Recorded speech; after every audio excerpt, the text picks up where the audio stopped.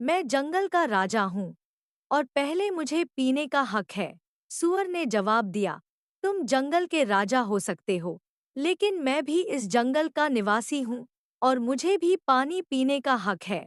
शेर और सूअर के बीच पानी को लेकर बहस शुरू हो गई और जल्द ही वह बहस लड़ाई में बदल गई। दोनों अपनी अपनी ताकत का प्रदर्शन करने लगे और एक दूसरे पर हमले करने लगे। लड़ाई बहुत ही उग्र हो गई और दोनों में से कोई भी पीछे हटने को तैयार नहीं था। इसी बीच ऊपर आसमान में कुछ गिद्ध मंडराने लगे। वे दोनों की लड़ाई को ध्यान से देख रहे थे और इस मौके का फायदा उठाने की प्रतीक्षा कर रहे थे। गिद्धों को पता था कि अगर शेर और सूअर लड़ते लड़ते घायल हो गए तो वे आसानी से उन पर हमला कर सकते हैं और अपना भोजन बना सकते हैं।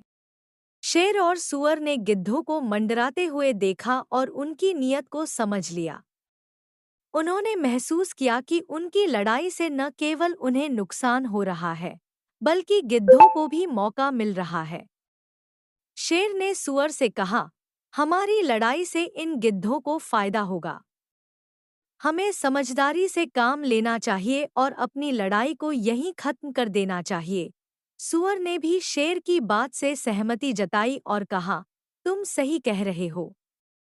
अगर हम अपनी जान बचाना चाहते हैं, तो हमें एक दूसरे का सहयोग करना होगा, न कि लड़ाई करनी होगी। शेर और सूअर ने अपनी लड़ाई बंद कर दी और मिलकर जलाशय से पानी पिया।